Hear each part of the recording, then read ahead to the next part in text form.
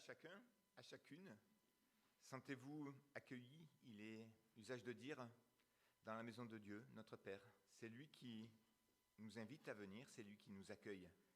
Bienvenue à vous qui êtes présents dans cette salle de l'Église évangélique libre d'Avignon et bienvenue à celles et ceux qui nous suivent à travers la chaîne YouTube de l'Église. Alors nous allons vivre un temps de culte un peu particulier, déjà parce que les conditions sanitaires nous imposent quelques contraintes. Et c'est vrai que nous sommes relativement nombreux, donc nous avons organisé le fait que les enfants qui iront à l'enseignement soient de ce côté-là de l'annexe, de manière à ce qu'ils puissent aller suivre leur cours d'enseignement tout à l'heure, sans traverser la salle.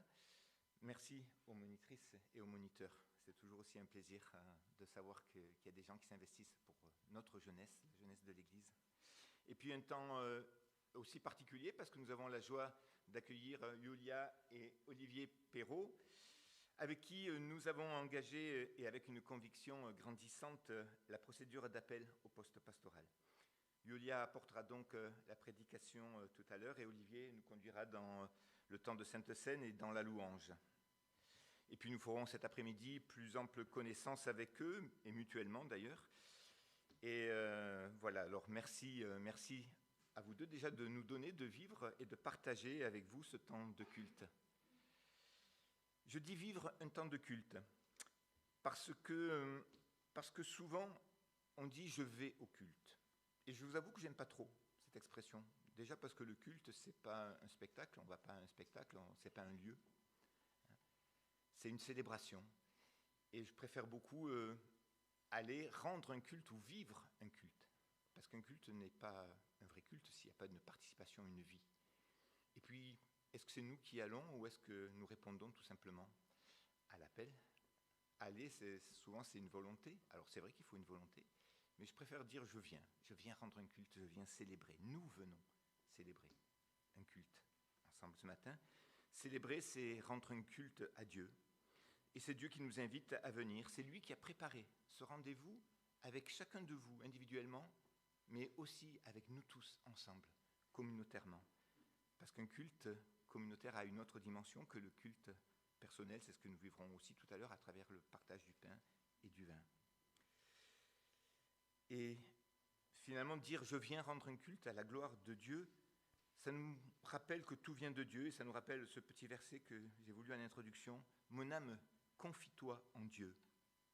De lui vient mon espérance. Oui, c'est lui qui est mon rocher et mon salut. » Alors célébrons-le donc sans plus attendre par ce premier chant. C'est Dieu seul qui est la source de toute bénédiction. Et c'est pourquoi nous levons nos mains vers lui et nous bénissons son saint nom. Bénissez le Seigneur.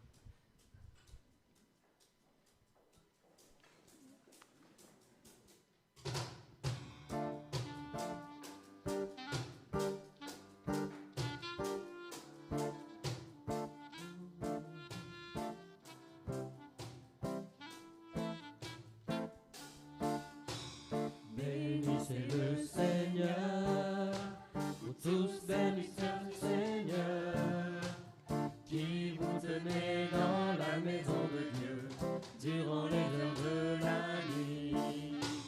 Bénissez le Seigneur, vous tous serviteurs du Seigneur, qui vous tenez dans la maison de Dieu, durant les heures de la nuit. Levez vos mains vers lui et bénissez votre Dieu. Que le Seigneur soit béni de Sion, lui qui fit les cieux et la terre. Levez vos mains vers lui et bénissez votre Dieu. Que le Seigneur soit béni de Sion, lui qui fit les cieux et la terre. Lui qui fit les cieux et la terre, lui qui fit les cieux et la terre. Amen. Prenons place. Nous l'avons chanté, nous l'appelons Seigneur. Nous célébrons sa grandeur, sa souveraineté. Mais reconnaissons que parfois, voire peut-être même souvent, il nous arrive dans nos prières de lui demander à lui de nous écouter, et de nous accompagner là où nous avons décidé d'aller. Est-ce qu'on ne devrait pas plutôt commencer par l'écouter, lui, avec obéissance pour nous laisser conduire là où il veut que nous allions? Reconnaissons que souvent nos regards sont centrés sur nous-mêmes, y compris dans nos prières et y compris lorsqu'on en a des soucis. Et pourtant, lui nous invite à nous décharger sur lui. Alors ouvrons nos cœurs, nos oreilles, tournons nos regards exclusivement vers lui. C'est cela aussi rendre un culte à Dieu. Rentrer dans sa présence et ne voir plus que lui. Remettons-lui dans le silence et avec confiance tout ce qui pourrait faire obstacle à sa voix, à sa présence. Écoutons Dieu déjà nous parler dans ce silence et puis les musiciens commenceront ce chant « Écoute Israël ».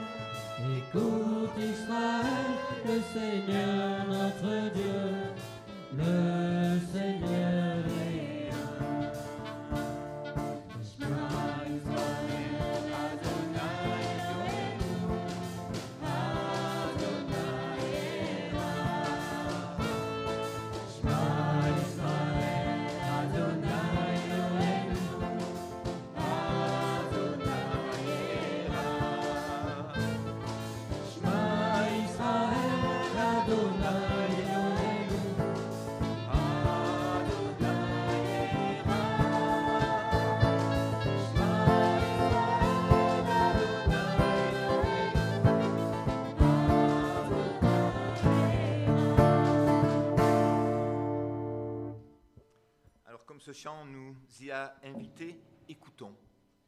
Écoutons Dieu, écoutons la parole de Dieu par la prédication apportée par Yulia de la part du Seigneur notre Dieu. Merci Yulia.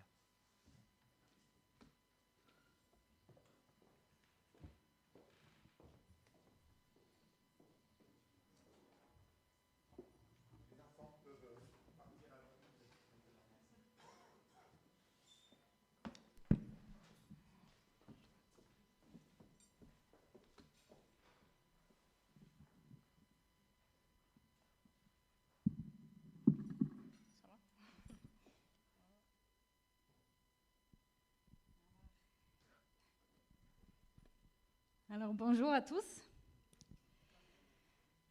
Tout d'abord, je voudrais vous remercier de nous accueillir ce matin. Nous sommes très heureux d'être là.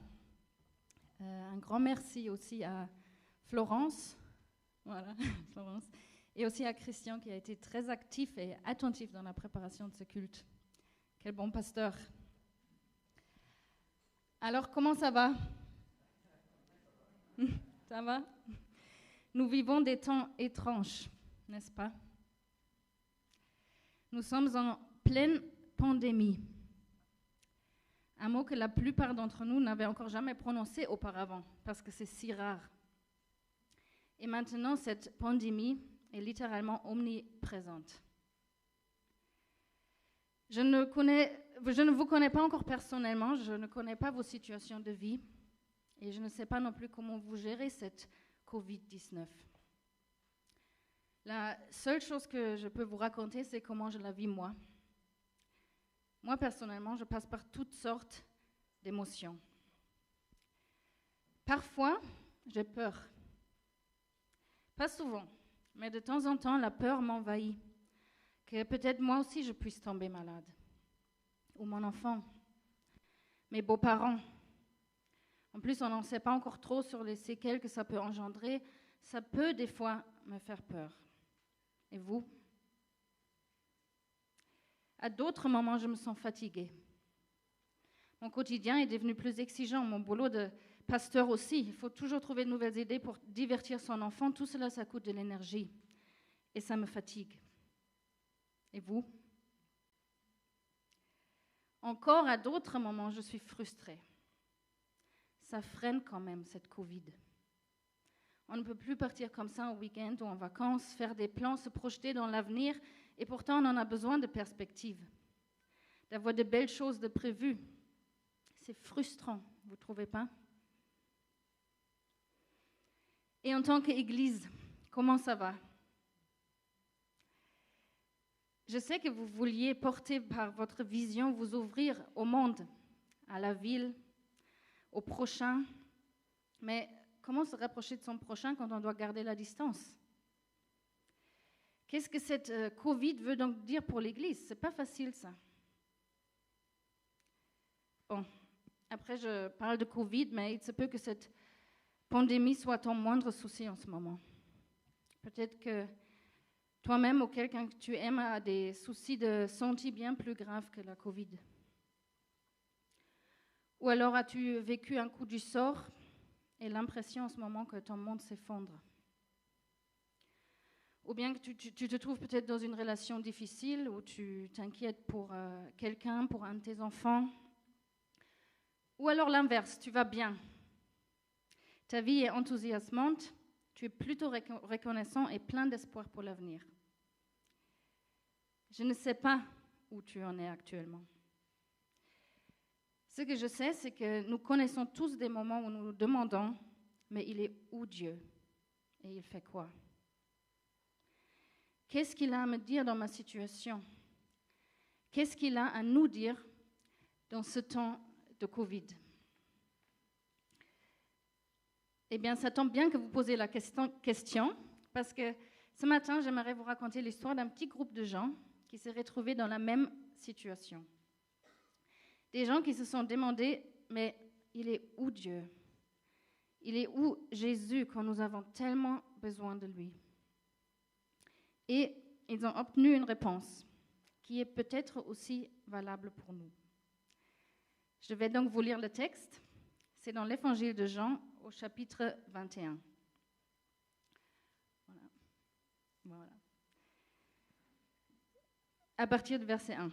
Quelque temps après, Jésus se montra encore à ses disciples sur les bords du lac de Tibériade. Voici dans quelles circonstances. Simon-Pierre, Thomas, appelé le jumeau, Nathanaël de Cana en Galilée, le fils de Zébédée, et 2 autres disciples se trouvaient ensemble.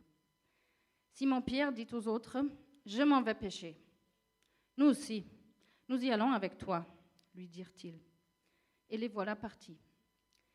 Ils montèrent dans un bateau, mais la nuit s'écoula sans qu'ils attrapent un seul poisson. Voilà. Déjà le jour commençait à se lever, et voici, Jésus se tenait au bord du rivage. Mais les disciples ignoraient que c'était lui. Il les appela, « Hé, les enfants, n'avez-vous rien à manger ?»« Non, » répondirent-ils. « Jetez le filet du côté droit du bateau, » leur dit-il alors, « et vous en trouverez. » Ils lancèrent donc le filet et ne purent plus le remonter tellement il y avait de poissons. Le disciple que Jésus aimait dit alors à Pierre, « C'est le Seigneur !» En entendant « C'est le Seigneur », Simon-Pierre, qui avait enlevé sa tunique pour pêcher, la remit et se jeta à l'eau. Les autres disciples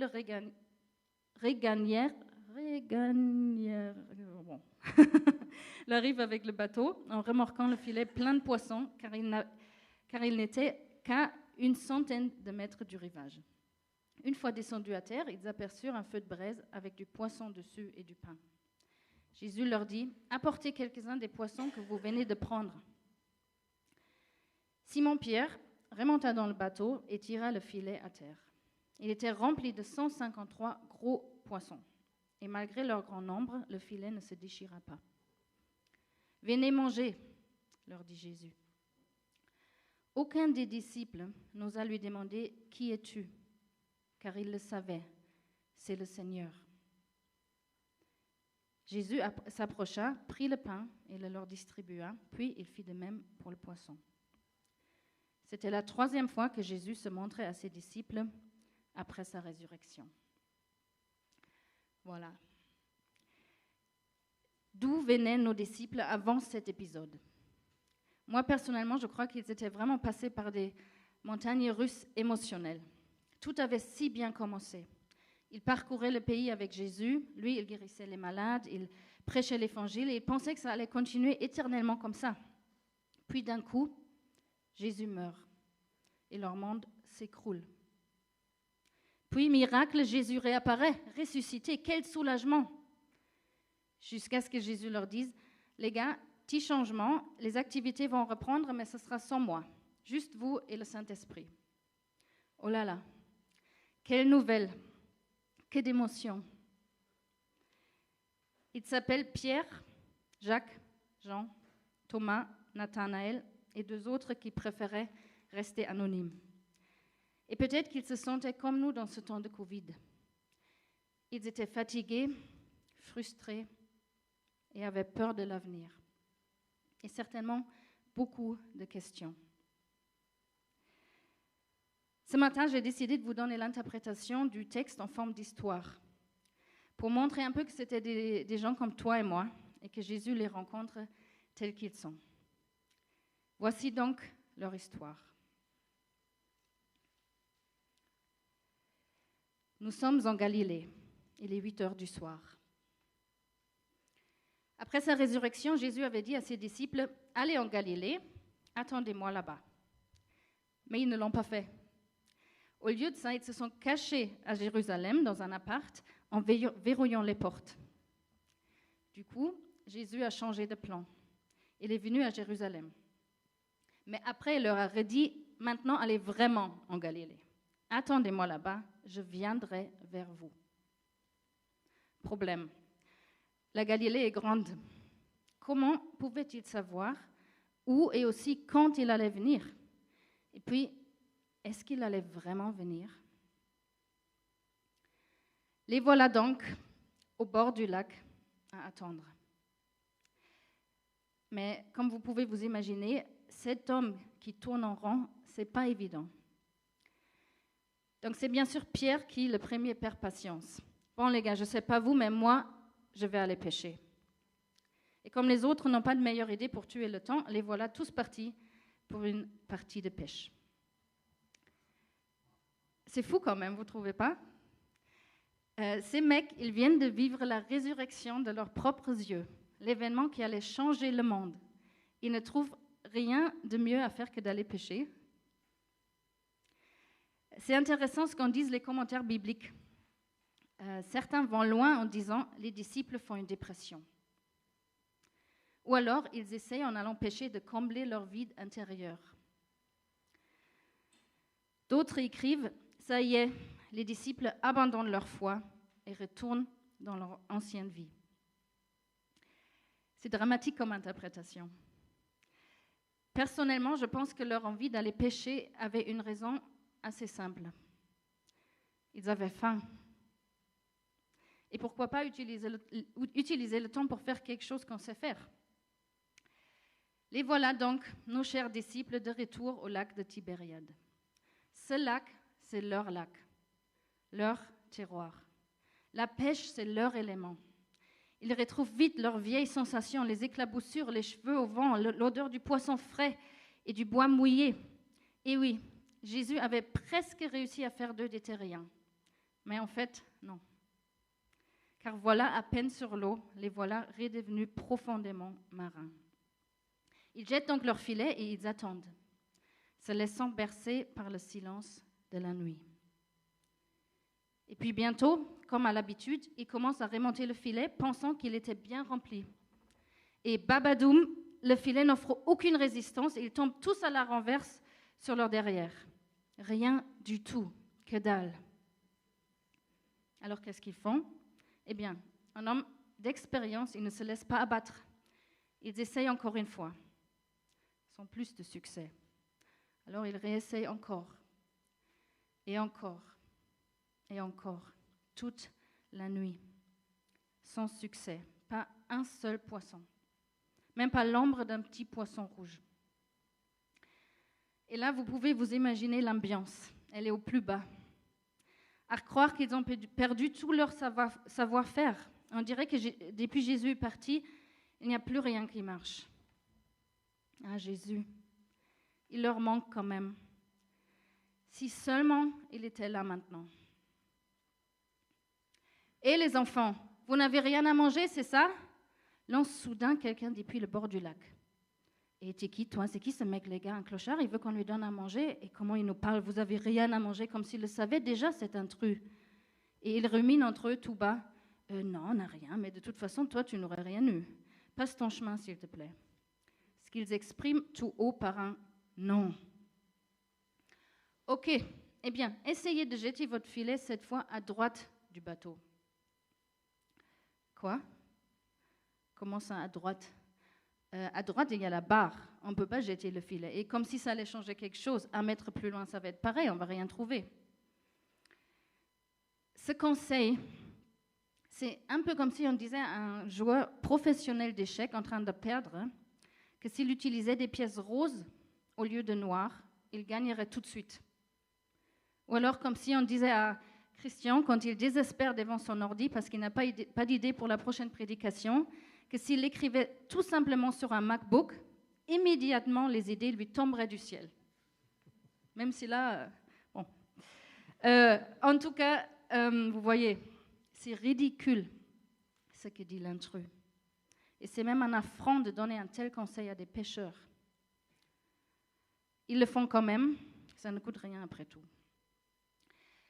Mais il y a bien sûr une grosse question qui se pose. Comment ça se fait que les disciples ne reconnaissent pas Jésus? Sachant qu'à ce moment-là, Jésus est la seule personne qu'ils attendent. Franchement, qui d'autre ça pourrait être? On pourrait dire qu'ils étaient trop loin pour bien voir. Mais vous vous rappelez peut-être, ni Marie, près du tombeau, ni les disciples d'Emmaüs n'ont reconnu Jésus même de près. Non, on ne sait pas pourquoi.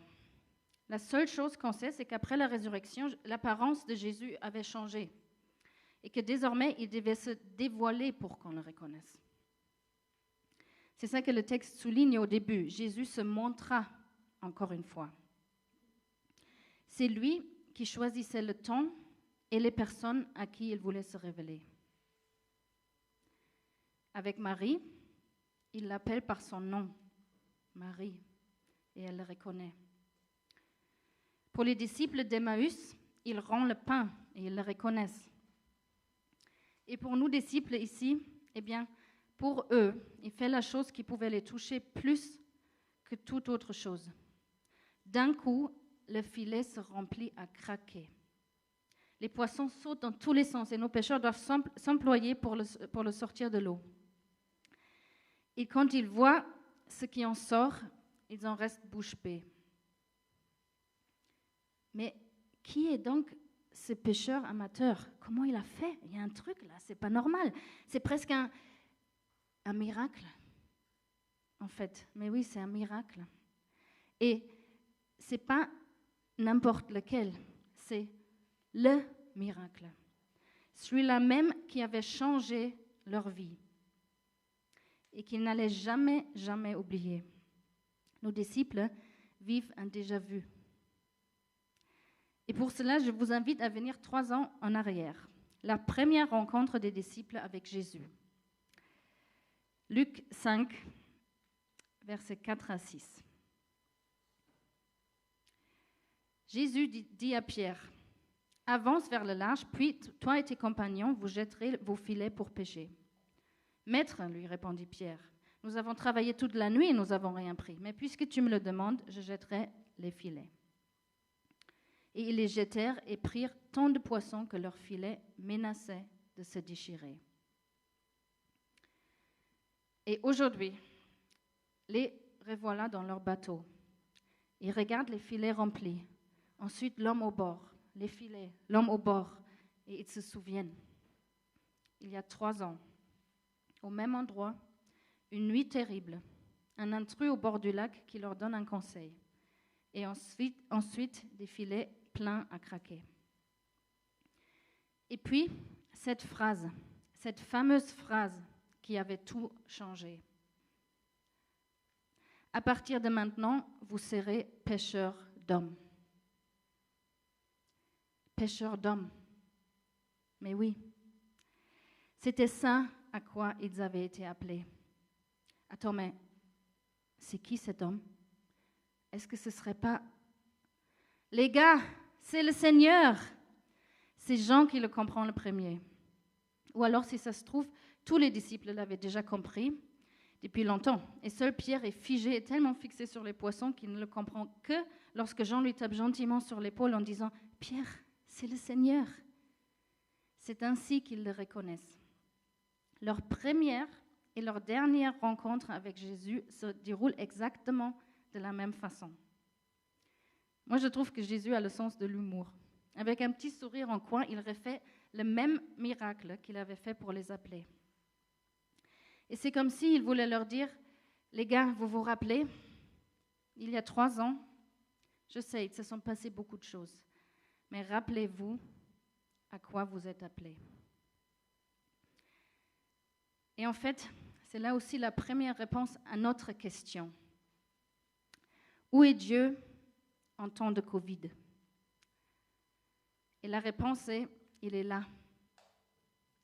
Il est là ce matin et c'est lui personnellement qui nous rappelle à quoi nous sommes appelés. Il est là, il est ici pour nous et pour te rappeler, comme aux disciples, les débuts de ta vie avec lui. Comment il a été près de toi depuis ton enfance. Comment il s'est montré à toi de façon si personnelle pour que tu puisses le reconnaître. Comment il t'a appelé il y a 3 ans, il y a 10 ans, il y a 50 ans, en disant, toi, suis-moi. Je te connais, je connais tes faiblesses. Je n'ai pas besoin que tu joues au fort. Je désire juste que tu sois près de moi et que tu restes près de moi. Et comment ensuite il t'a placé dans cette église en tant que membre, en tant que responsable. Et même s'il se sont passées beaucoup de choses qui pourraient remettre en cause cette vocation, Jésus est présent aujourd'hui. Et il te dit, tu te rappelles du moment où tu as commencé à me suivre, où tu m'as confié ta vie. Tu te rappelles de tout ce que nous avons déjà vécu ensemble. Eh bien, tout cela était bien réel. Et aujourd'hui, je suis toujours aussi réel.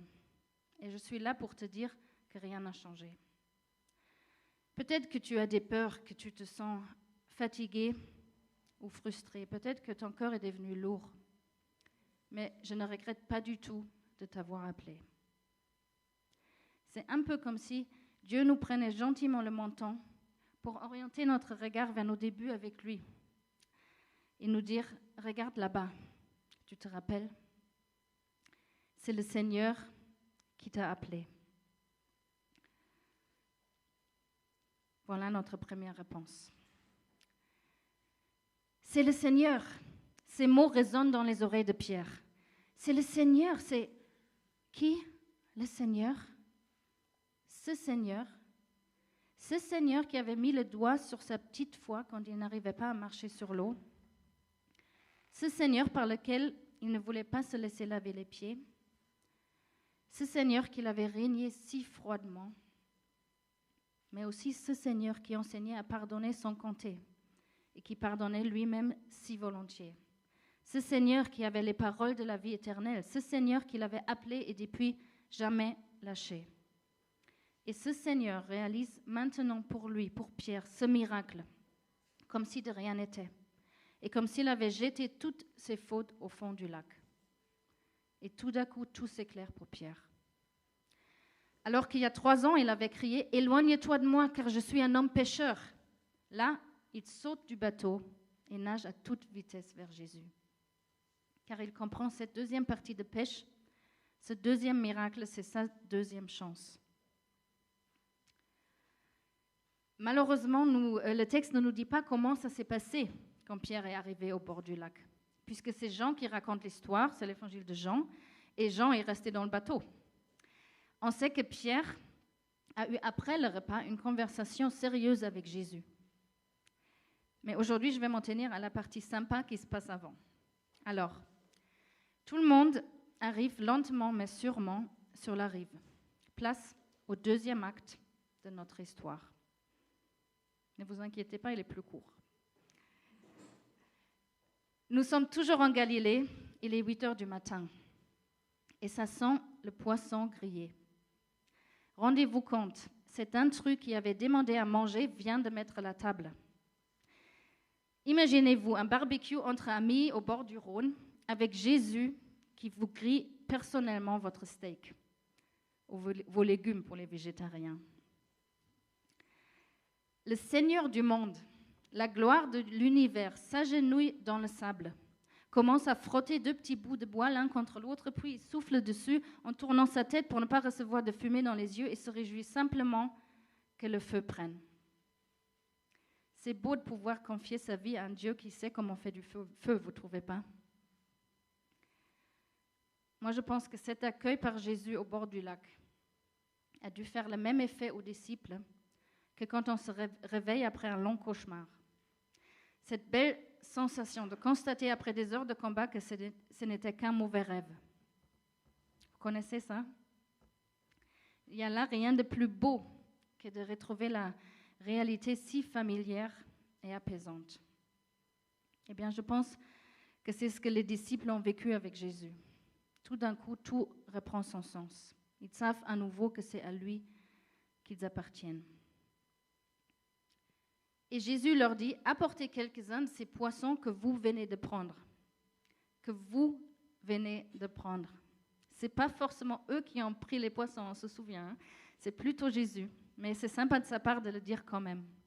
Que toute cette nuit de combat n'a pas servi à rien. Qu'ils peuvent maintenant répondre bien fort à la question du début. Et les enfants, vous n'avez rien à manger par si on a plein de poissons. Ensuite, pas étonnant de voir qu'il se précipite le premier vers le bateau. Pierre, bien sûr. Il retire le filet de l'eau et se met à compter. 153 poissons. Vous ne trouvez pas ce chiffre bizarre? Pourquoi ils ne l'ont pas arrondi? Ils auraient pu dire 150. Pourquoi 153? Est-ce qu'il y a une signification? Je vous dis, ce chiffre a fait beaucoup spéculer. Hieronymus, par exemple, un père de l'Église, avance qu'à l'époque, il y avait exactement 153 espèces de poissons connues. Et le chiffre renvoie donc à tous les pays connus devant encore être évangélisés.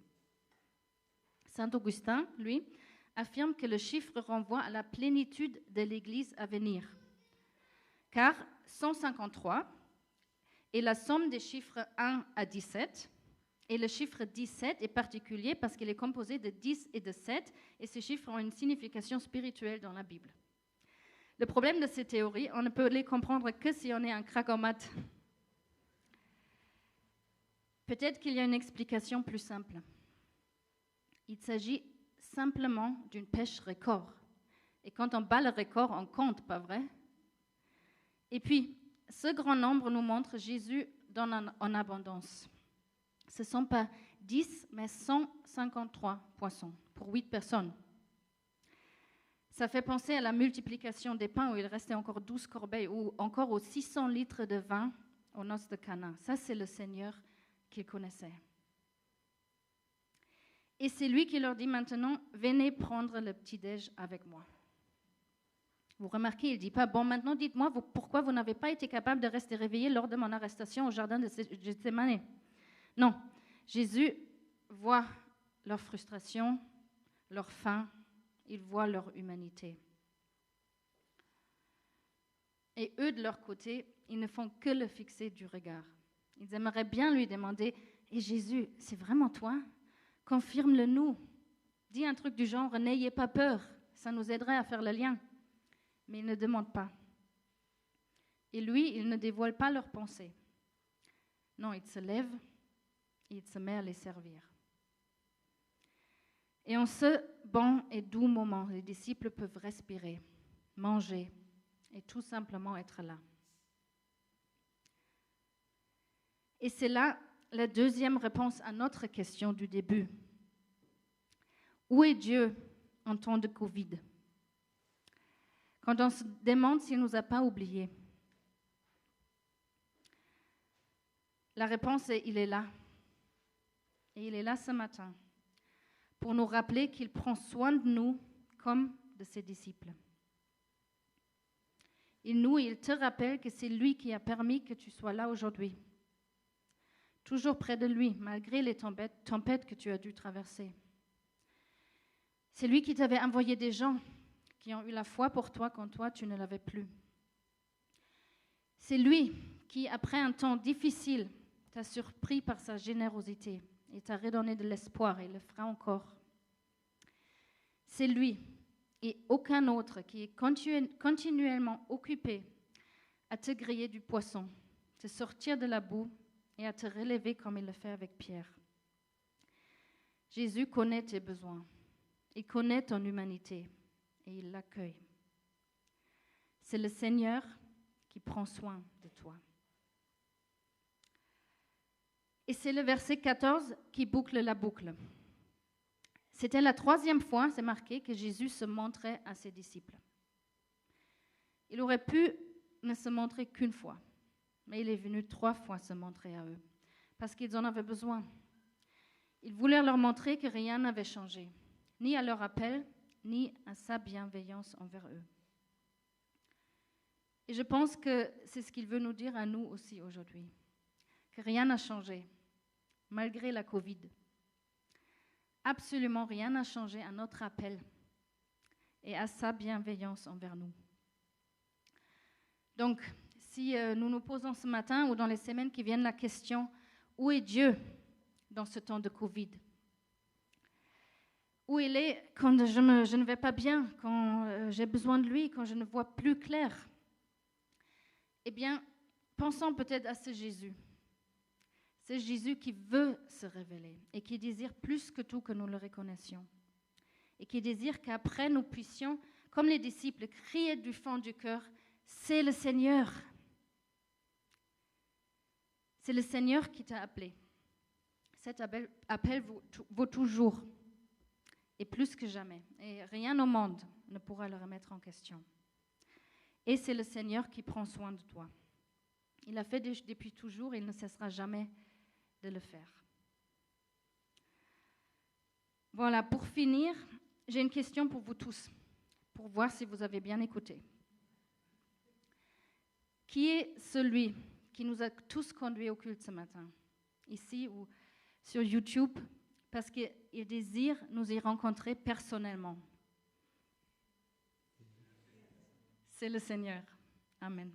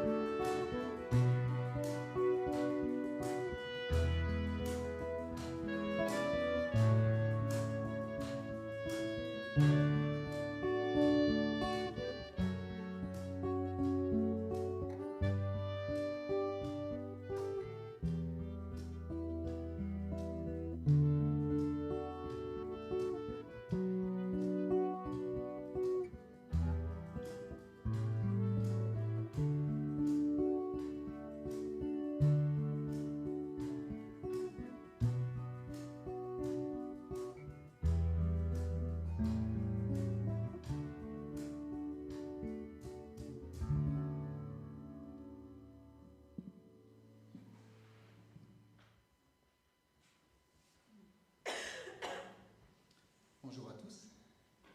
Moi aussi, je suis très heureux d'être là parmi vous ce matin. Je remercie aussi beaucoup le groupe de musique qui m'a intégré dans ce groupe. C'est un moment de joie, de plaisir aussi de jouer avec vous. Je ne veux pas parler beaucoup maintenant, je veux juste que nous restions dans cette ambiance de la prédication, du texte, de ce petit-déj. Et je voudrais introduire le prochain chant que nous allons chanter maintenant. Mon ancre, ma voile, je ne sais pas si vous le connaissez.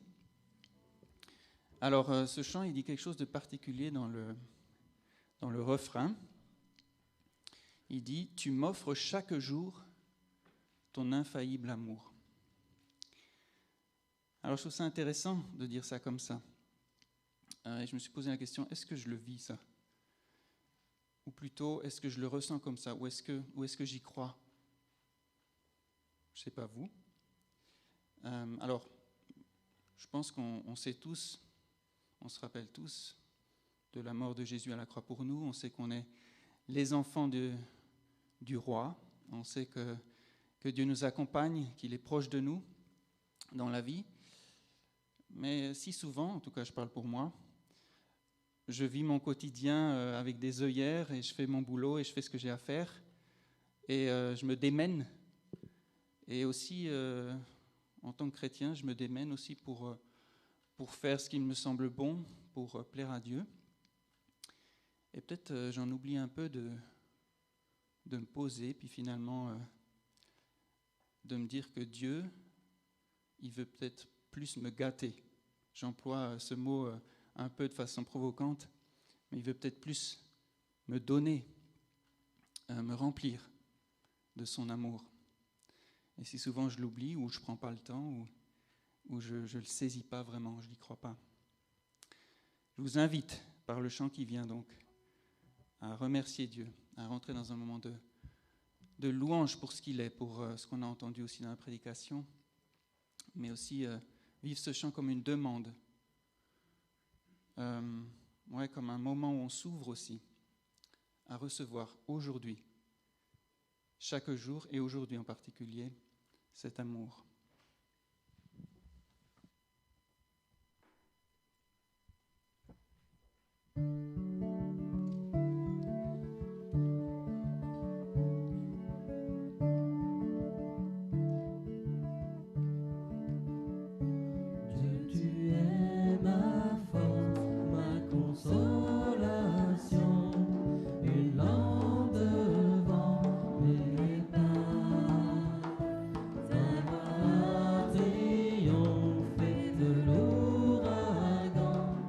Emporté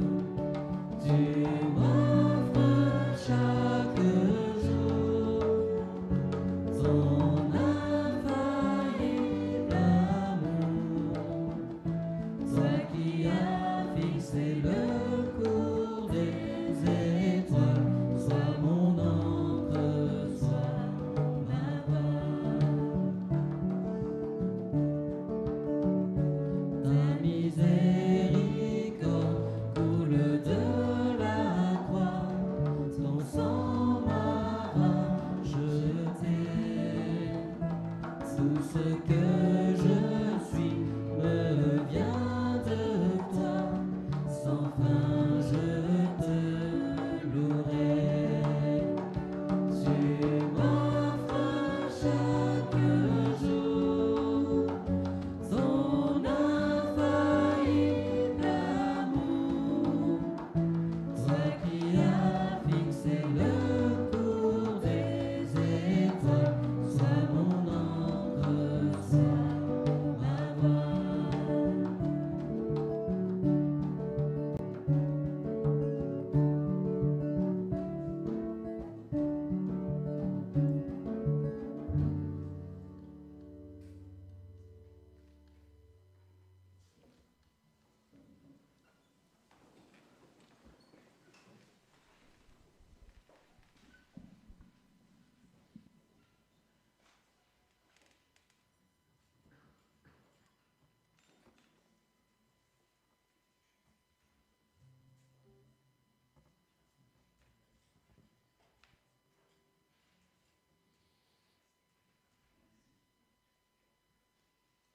Quelle joie. Et je vous propose maintenant de continuer dans cette joie de recevoir l'amour de Dieu. Et je vous propose maintenant un moment de Sainte Seine et de vivre aussi ce moment de Sainte Seine finalement comme un cadeau. Finalement, dans l'esprit de ce petit-déj qui s'est produit là au bord du lac de Galilée. Je pense qu'en fait, c'est le même esprit dans lequel on peut vivre cette Sainte Seine. Ça peut paraître un peu étonnant. Un petit mot là-dessus. Je ne sais pas, vous, quelle est la culture d'église ou quelle est... en tout cas, moi, je trouve ça un peu dommage quand la Sainte Seine est trop souvent un moment négatif ou un moment triste. Alors, je trouve que l'introspection est nécessaire dans notre vie chrétienne. Et d'ailleurs, je suis le premier à dire qu'on doit évoluer, qu'on doit changer, qu'on doit être dans la repentance pour pouvoir grandir, croître spirituellement. Mais je crois que le ton juste de la Sainte Seine, en réalité, c'est la joie. Je reprends ce petit moment de petit-déj des disciples là avec Jésus. À ce moment-là, ils étaient dans la liberté, ils ont dégusté en fait ce poisson qu'ils avaient. Et Pierre, par exemple, n'a pas dit « Oh, désolé Seigneur, j'ai tout loupé, je suis un nul ». Et il n'a pas dit non plus, j'imagine qu'il n'a pas dit « Bon alors maintenant c'est quoi le prochain truc qu'on doit faire ?» On a tout foiré avant. Dis-nous maintenant qu'est-ce qu'on doit faire pour rattraper ça. Non, ils ont simplement pris ce moment et étaient dans la joie et ont apprécié ce moment. Alors pourquoi la joie ? La joie à cause du geste en lui-même. Parce que ce geste, il a été réalisé de génération en génération. C'est Jésus lui-même qui l'a réalisé et aujourd'hui, on a le privilège de le réaliser aussi. Je trouve que c'est un énorme sujet de joie de se savoir dans ce sens lié à lui et de pouvoir profiter de ce moment. C'est lui qui nous y invite. Pourquoi aussi la joie ? Bien sûr, parce qu'à la croix, c'est ça le sens profond de la Sainte Seine, à la croix, il a littéralement tout accompli. Tout accompli en ce qui concerne nos péchés. Et aussi, c'est encore plus vaste, il a vaincu la mort. C'est-à-dire que tout ce qui est en nous de négatif, qui nous pèse, là-dedans, il nous a donné un espoir de surmonter, un espoir d'aller au-delà de certaines limites, mais aussi, bien sûr, cet espoir au-delà de la mort. Et c'est ça aussi qu'on fête dans cette Sainte Seine. Jésus a tout accompli. C'est pour ça, je crois, que ce moment s'inscrit vraiment dans cet esprit de ce petit-déj du bord du lac. Alors il se peut qu'aujourd'hui, tu sois pas forcément dans la joie. C'est pour ça que tous les sentiments sont permis aujourd'hui. Il se peut que tu sois dans la souffrance. Je t'invite dans ce cas à vivre ce moment comme un moment d'encouragement, où Dieu te dit, Jésus te dit, je suis là, je ne t'ai pas oublié, je suis proche de toi, tu es mon enfant, et je prends soin de toi. Voilà. J'invite Christian à nous dire comment on va s'organiser pour la distribuer. Après, il y aura un moment on va chanter aussi pendant la Sainte Seine. Voilà. Voilà. Alors que les considérations techniques n'enlèvent rien à la fois au recueillement et à la joie. Et Attends, c'est vrai que j'avais oublié, je voulais en fait lire les paroles aussi de l'institution. okay. Excuse-moi. Il n'y a pas de souci. Peut-être tu dis tu vois, on va le faire dans l'autre sens. Oui, d'accord. On reste spontané. On va le faire, tu vas dire ça, comme ça après je dis les paroles. Donc je vais inviter les deux personnes qui vont venir pour servir à venir à côté de moi. Nous allons inviter les personnes qui souhaitent participer à se lever, puis nous passerons distribuer avec les pincettes le pain. Vous mettrez vos mains comme ça, de manière à recevoir le pain sans qu'il y ait de contact possible. Et puis de la même manière, nous passerons distribuer le vin. Vous prenez de préférence les verres qui sont sur l'extérieur, de manière à éviter là aussi tout contact.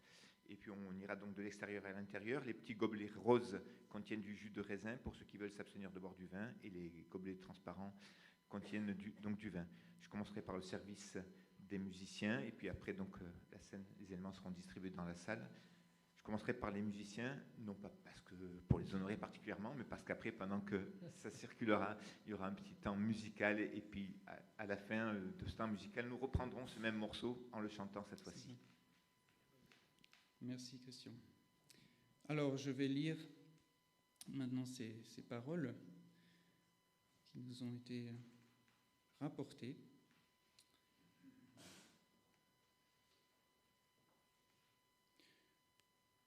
Le Seigneur Jésus, la nuit où il a été arrêté, a pris du pain. Après avoir remercié Dieu, il l'a rompu et a dit, prenez, mangez. Ceci est mon corps qui est rompu pour vous. Faites ceci en souvenir de moi.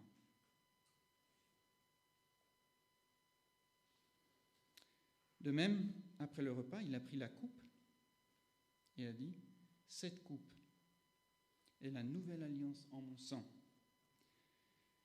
Faites ceci en souvenir de moi toutes les fois que vous en boirez. En effet, toutes les fois que vous mangez ce pain et que vous buvez cette coupe, vous annoncez la mort du Seigneur jusqu'à ce qu'il vienne.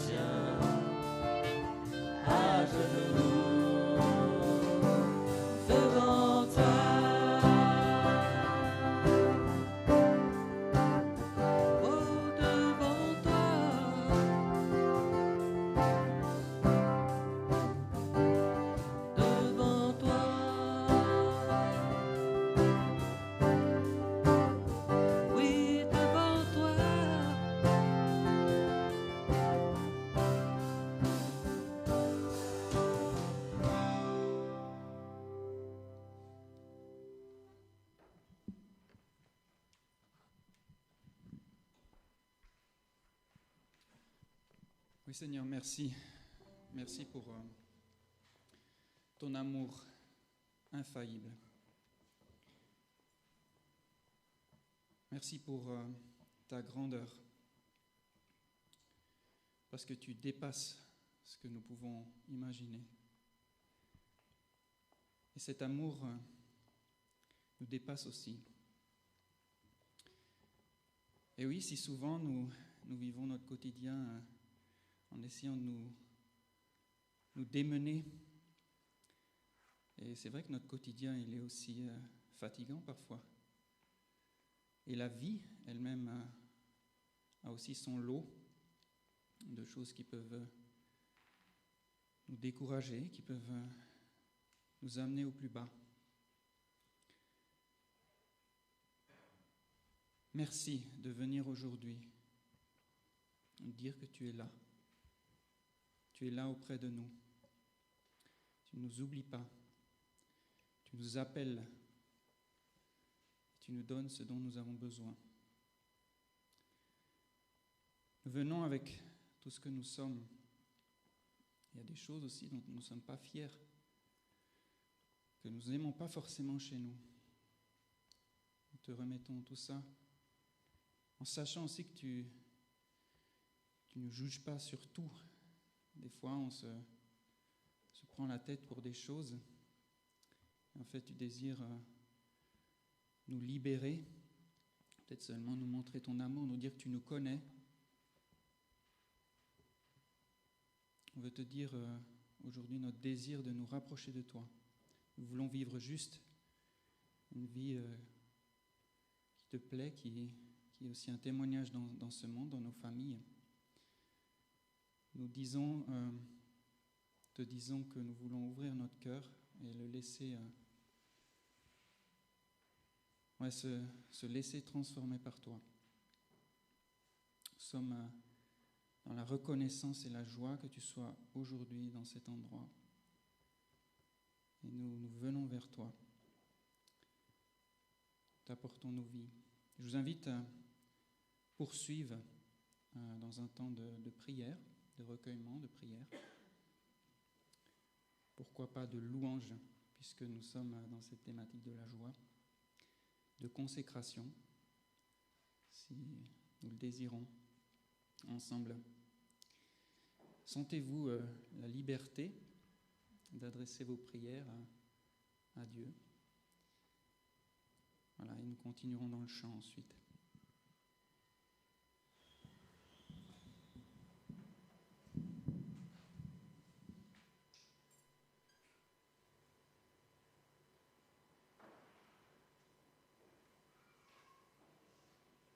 Seigneur, merci parce que je savais que tu allais nous bénir, mais là c'est vraiment merveilleux, Seigneur. Alors je veux te rendre gloire, honneur, puissance à ton nom précieux, à ton nom béni, à ta grandeur, à ta souveraineté, Seigneur. Merci, merci mon Dieu, parce que c'est vrai que tu es toujours là. Dans tout ce que nous traversons, tu nous tiens la main. Louange à ton nom éternel. Et merci El Shaddai. Amen.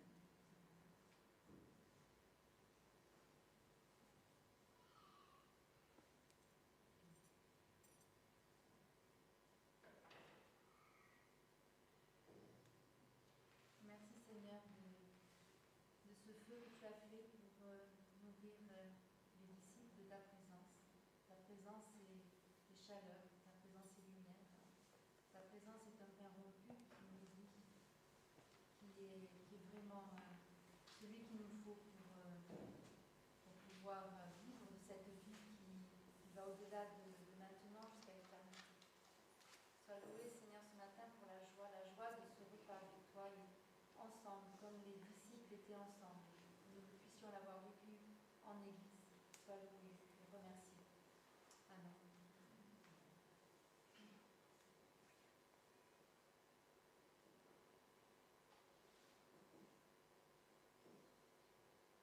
Merci Seigneur pour ce petit-déj et pour la simplicité du partage que tu nous proposes. Et merci pour cette relation de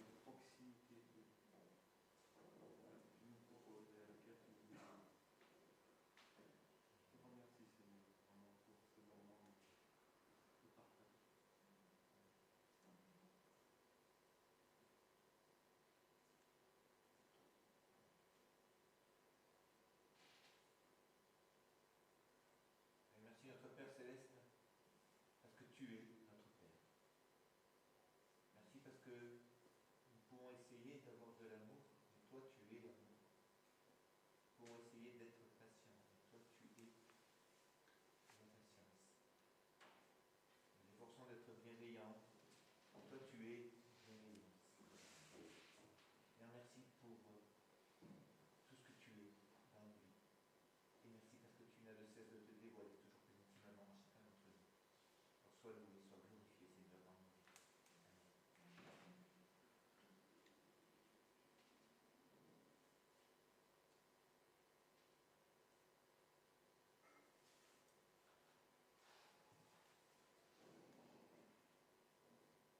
Dans Ésaïe 41, il nous est dit « N'aie pas peur.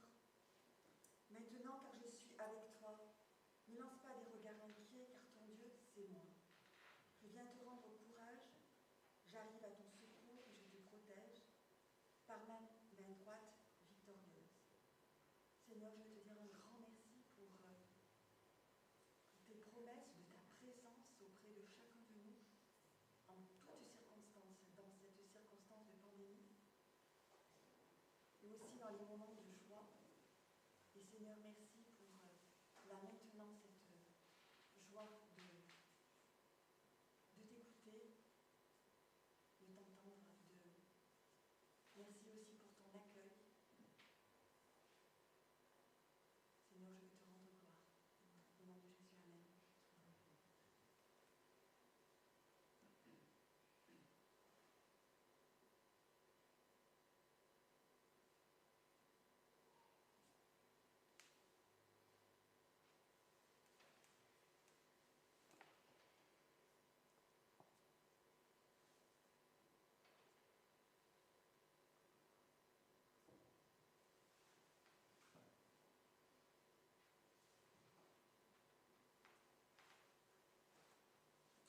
Ô Dieu, tu es grand. Nous chantons, ô Dieu, tu es grand.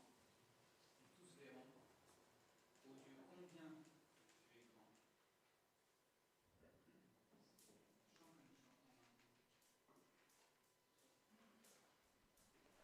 Je vous invite à pas bouger.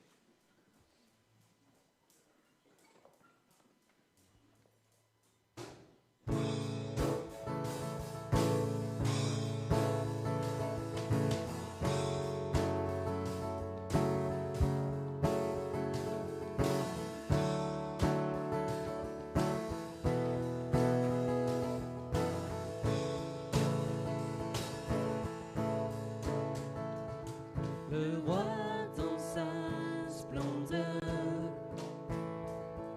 vêtu de majesté, la terre se réjouit, la terre se réjouit. Il est paré d'éclat, la nuit essaie de fuir au son de sa voix. Au son de sa voix, oh Dieu, tu es grand, nous chantons, oh Dieu, tu es grand, et nous verrons, oh Dieu, combien tu es grand, car d'âge en âge il règne. Les temps sont dans sa main,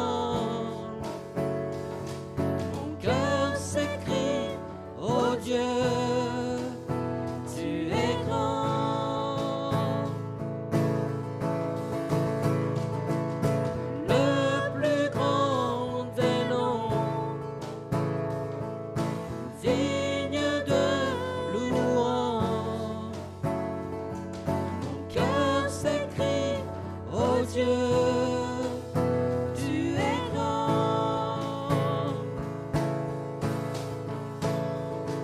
Oh Dieu, tu es grand.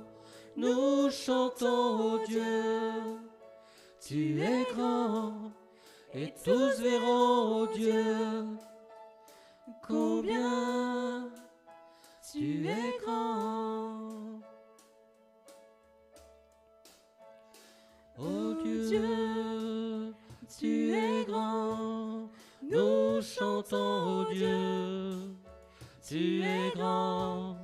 Et tous verront, oh Dieu, combien tu es grand. Oh Dieu, tu es grand. Nous chantons, oh Dieu, tu es grand. Et tous verront, oh Dieu, combien tu es grand. Encore une fois. Oh Dieu, tu es grand. Nous chantons, oh Dieu, tu es grand. Et tous verront, oh Dieu, combien tu es grand.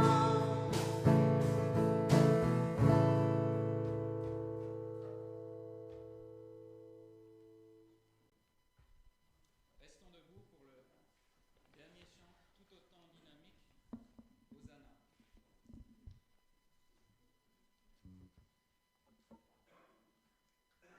Si on est fatigué, on a le droit de s'asseoir. C'est pas une obligation.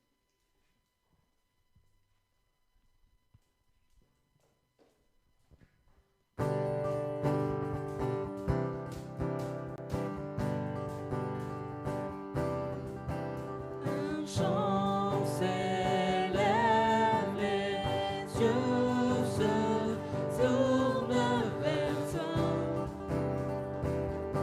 se tournent vers toi. L'espoir naît, les cœurs soupirent après toi.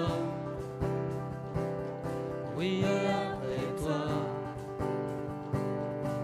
En te voyant, nous retrouvons la force de vivre.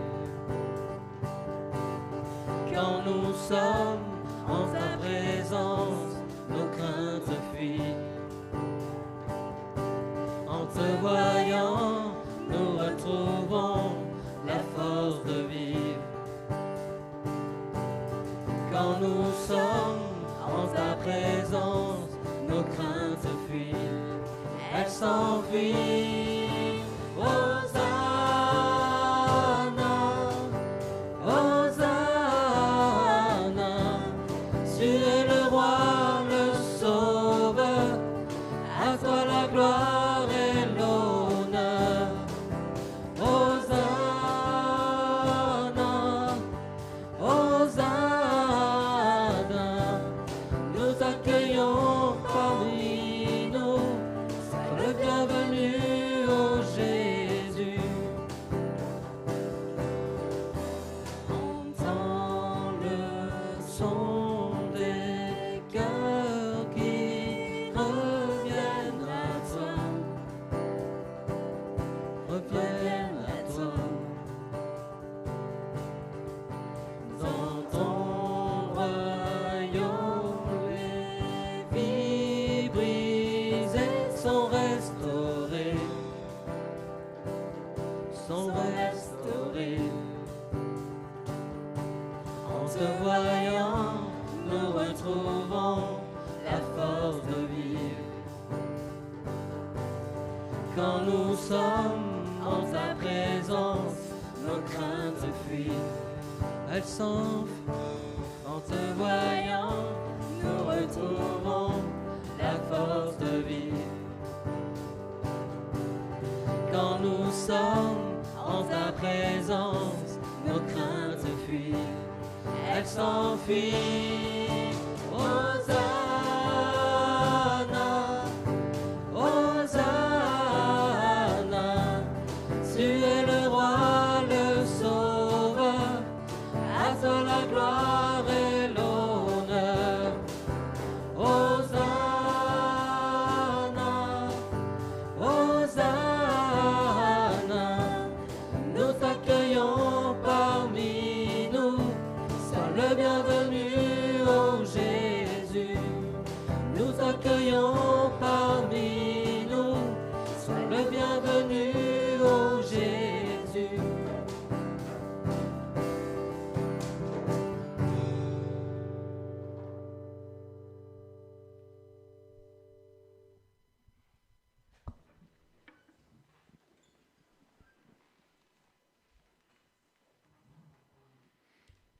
Ouais, nous venons de chanter « Quand nous sommes en ta présence, nos craintes fuient.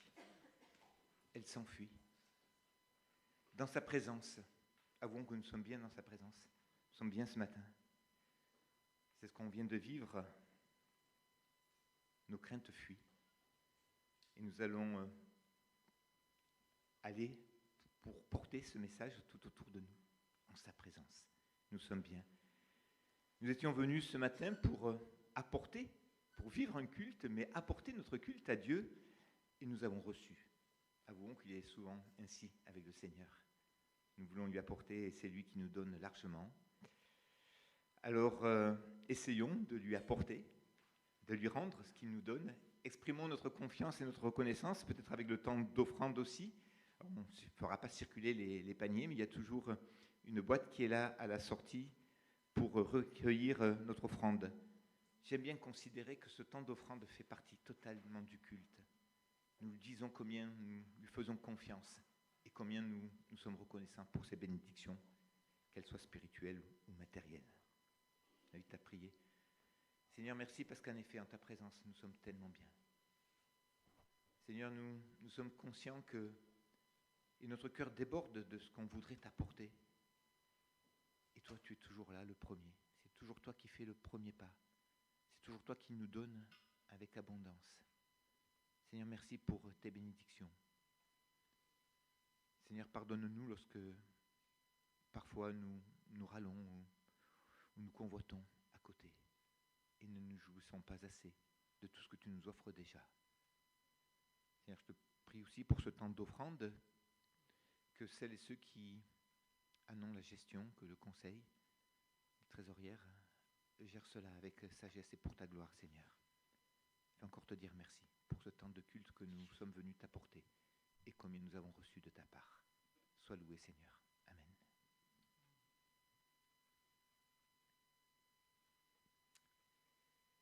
Le temps des annonces, c'est, je le dis souvent, le temps de la vie de famille, de la vie de notre Église. À propos de vie de famille, Philippe et Christin avaient prévu d'être là. Et s'ils ne sont pas là, c'est pour une raison tout aussi joyeuse qu'un temps de culte, c'est qu'ils sont à nouveau grands-parents pour leur plus grande joie. Et donc, leur petite fille, prénommée Selena, est née dans la nuit de jeudi à vendredi. Et Philippe et Christine ont rejoint leur fils et leur belle-fille pour à la fois se réjouir et puis les aider aussi un petit peu. La vie de famille, c'est aussi l'occasion de dire merci à toutes celles et tous ceux qui ont effectué les travaux au presbytère. Je ne citerai personne, comme ça je suis sûr d'oublier personne. Si, je citerai une seule personne, mais parce qu'il n'est pas là, comme ça il ne rougira pas, c'est Salem. Grand merci à lui pour son investissement très grand. Et puis pour ceux qui regrettent ne pas avoir pu venir, ne vous en faites pas, il n'y a pas de souci. Il reste encore pas mal de choses à faire sur l'extérieur et puis dans la partie mezzanine. Parce que c'est vrai qu'après tout, l'Église, c'est aussi le lieu d'engagement de nos divers talents. On a découvert des talents de peintres, des talents de menuisiers, de ponceurs, ça aussi. Voilà. Il y a différents lieux d'engagement dans notre Église. On aura l'occasion d'en parler peut-être la semaine prochaine, j'allais dire l'année prochaine. Non, la semaine prochaine, lors de notre AG, ça me donne l'occasion donc de passer au calendrier. Donc cet après-midi, n'oubliez pas de revenir à 14h pour une rencontre, je dirais, pour approfondir un petit peu le temps que nous avons de faire connaissance avec Yulia et Olivier, un temps de questions-réponses pour mieux se connaître, j'ai envie de dire mutuellement, parce que peut-être qu'eux aussi ont des questions à nous poser. On sera là aussi pour répondre à leurs questions. Mercredi à 19h, la halte prière. On vient de le dire, on est tellement bien à sa présence et en plein milieu de semaine comme ça dans notre activité qu'il est bon de faire une halte pour méditer, un petit texte très court et puis pour prier. Remettre cette semaine en plein milieu de la semaine à Dieu. Ça fait tellement de bien, cette halte prière. Dimanche 11 octobre, le matin, le culte. Et à 14h, l'Assemblée générale donc de l'Église évangélique libre et de l'Association culturelle. Donc il y aura bien évidemment les votes, mais il y aura aussi une discussion de fond, puisqu'on n'a pas pu, lors de l'AG que l'on avait fait en visioconf, on n'avait pas pu avoir une vraie discussion de fond. Donc il y aura aussi un temps de discussion. Voilà, donc c'est un rendez-vous important, pensez à être là, et puis pour celles et ceux qui savent déjà ne pas pouvoir être là, pensez à renvoyer vos bons pour pouvoir. Et samedi 17 octobre, on reprendra les études bibliques donc, sur la lettre aux Éphésiens. Éphésiens, le retour. Voilà, ce qu'on avait dû interrompre. Pensez aussi dans la prière que du 12 au 14 octobre, on aura l'occasion d'en reparler peut-être la semaine prochaine, il y aura la pastorale nationale à la Costette. Je dis ça parce que je crois que c'est important. C'est les années où il n'y a pas de synode, il y a toujours un temps de retraite pastorale, où il y a une partie aussi un petit peu administrative de la vie de l'Union, mais c'est surtout un temps d'échange, de ressourcement, de discussion entre les pasteurs. Et voilà, je crois que ça fait du bien compris aussi pour eux, ils en ont besoin. Le corps pastoral de l'Union a besoin aussi de nos prières. Et on peut voilà, d'ores et déjà penser à eux dans la prière pour que ce temps de pastoral national soit bien béni de la part du Seigneur, n'en doutons pas. Juste quelques consignes encore. Pour la sortie, pensez à respecter les flèches. On sort exclusivement par cette porte-là, de manière à éviter de se croiser. Pensez aussi à garder vos masques à l'extérieur. Vous savez qu'on est dans une zone d'alerte dans laquelle, même à l'extérieur, les masques sont obligatoires. Florence, je vois que tu veux dire quelque chose. Oui.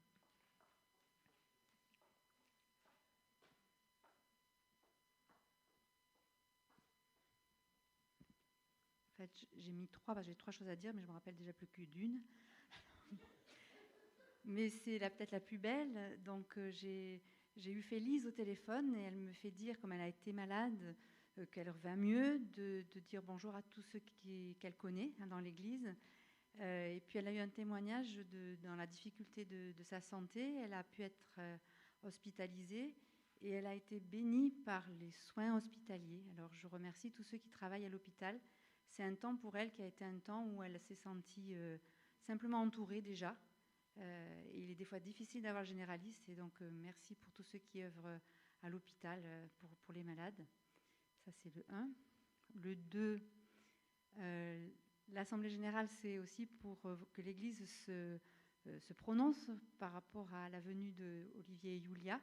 Donc, c'est plus qu'une Assemblée générale extraordinaire, c'est extraordinaire pour notre vie d'Église. Voilà, donc pensez à donner vos pouvoirs ou à être présent. Et puis, la 3e chose que j'avais à dire, un petit peu de mémoire, ça va revenir, mais sinon je reviendrai vous le dire. Ouais, sortir par là, ça c'est fait. Mais c'était important. Bon, tant pis, hein, vous recevrez un mail si c'est important. Oui, on va prier pour toi.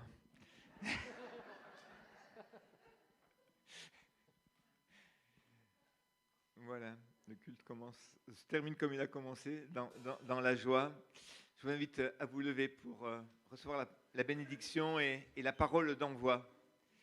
Que le Dieu de l'espérance vous remplisse de toute joie et de toute paix dans la foi, pour que vous abondiez en espérance par la puissance de l'Esprit Saint.